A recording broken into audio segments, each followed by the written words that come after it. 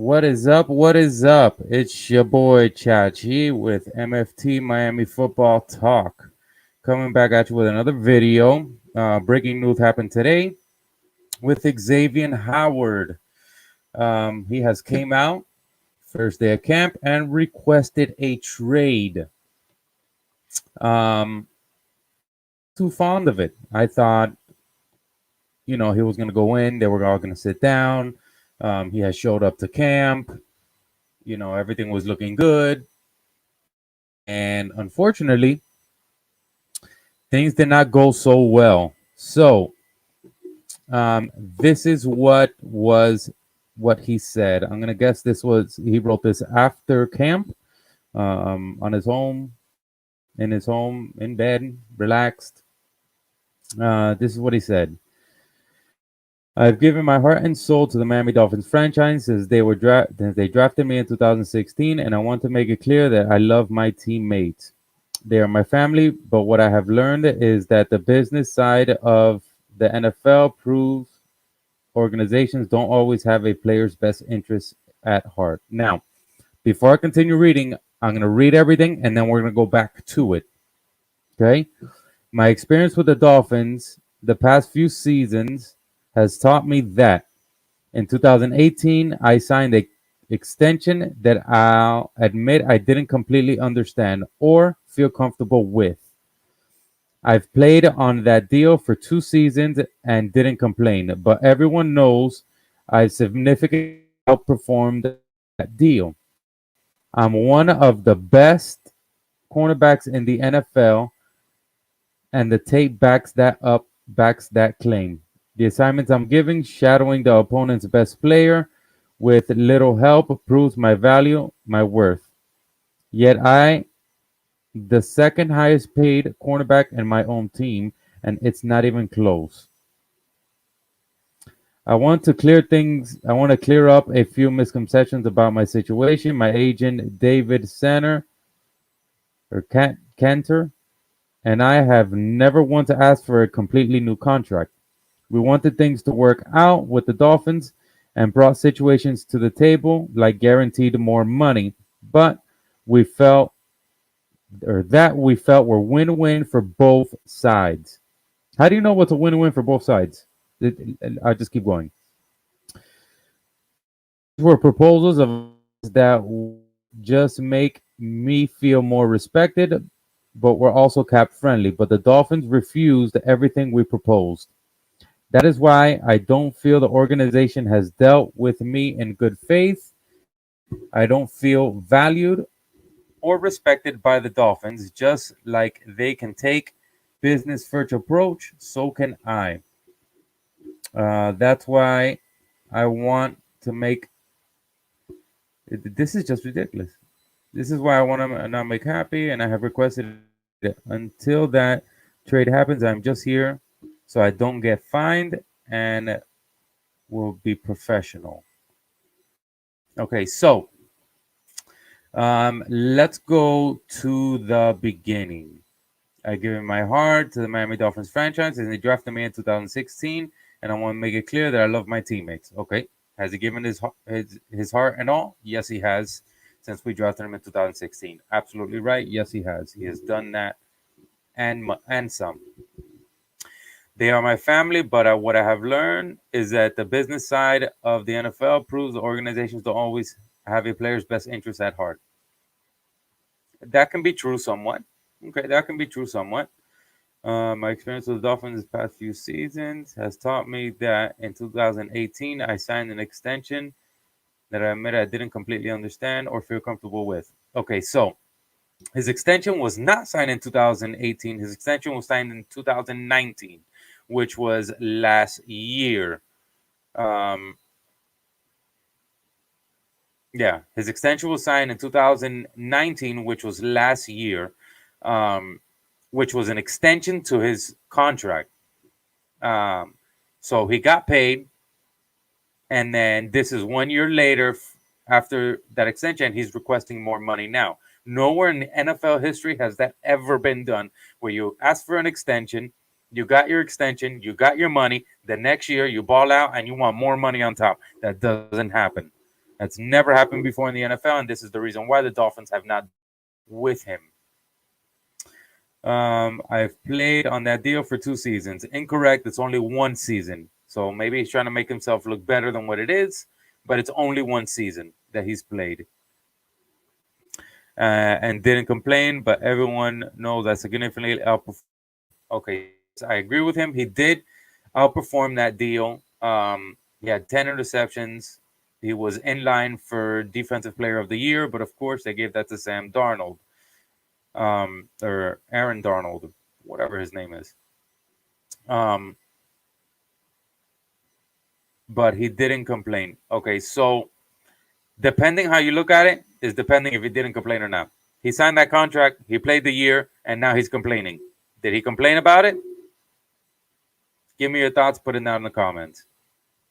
Don't forget, guys, as you're coming in, like the video so that way to reach out to everybody, and let me know what you guys think.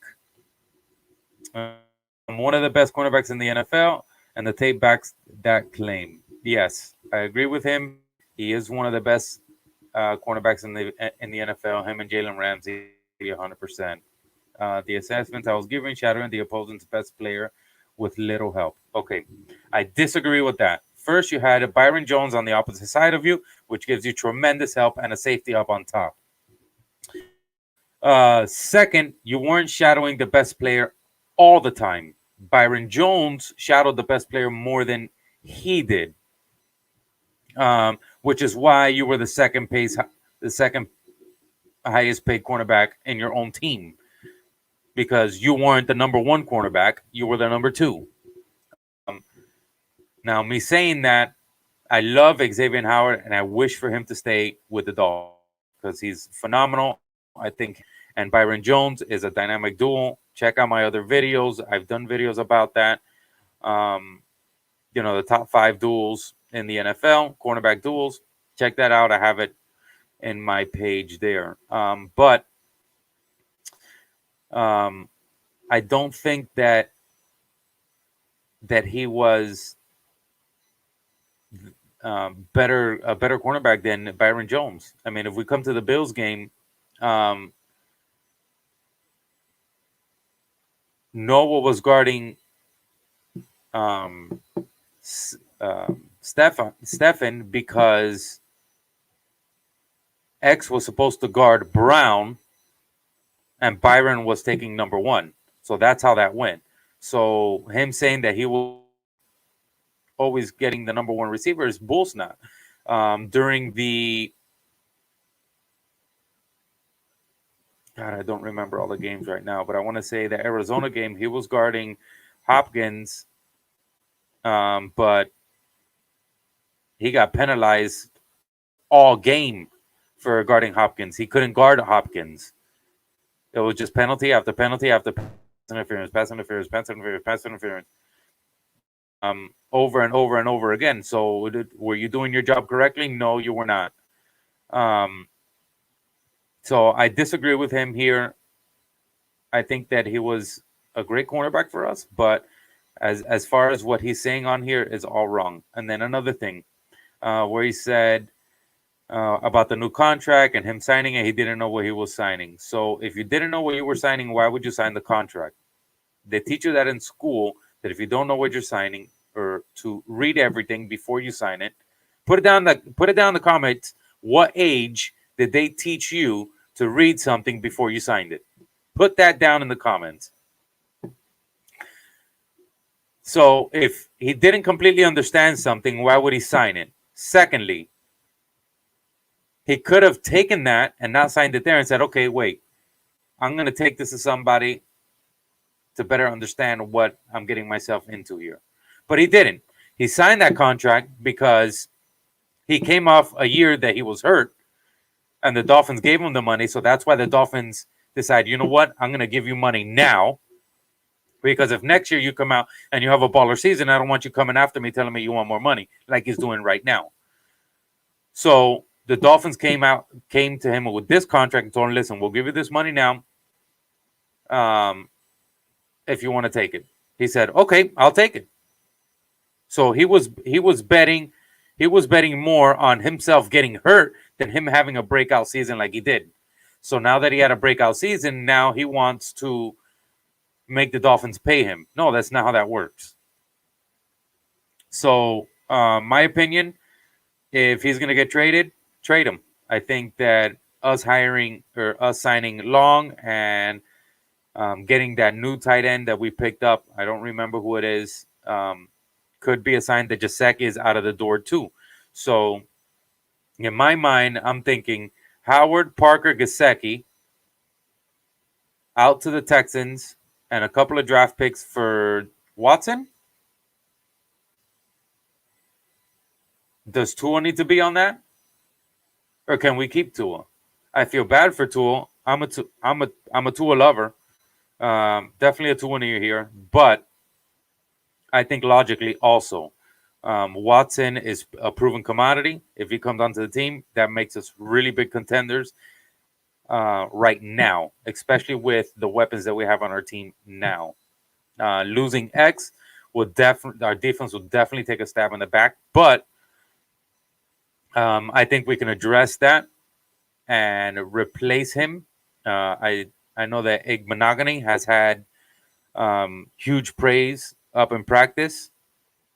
So hopefully during these preseason games, as we play against the Bears, I think it is, and the Falcons, we can see if he really has come into his own. So if he has, then we have the replacement for X already. So being said that, I don't want to get rid of Tua. I think Tua is a year 3 guy. And I think that right now, if Tua doesn't get traded and the season starts, Tua needs to come out and prove it now. He cannot wait till next year. He has to do it now. If he doesn't do it now, he will get traded or whatever out of here before the season ends. And I don't want that. So I think Tua needs to come out. He needs to prove it now. Hands down, he needs to go out there. He needs to throw that ball downfield. He needs to be accurate. He needs to stay in that pocket. The offensive line needs to do what they need to do so that way everybody can be in sync. But I had to come out today, guys, and give you this quick video. Let me know what you guys think. Put it down in the comments. Don't forget to like, comment, subscribe. That's going to be it for tonight, guys. If you have any questions, don't be afraid. Just ask. And until next time, this is Chachi with MFT, Miami Football Talk. Peace.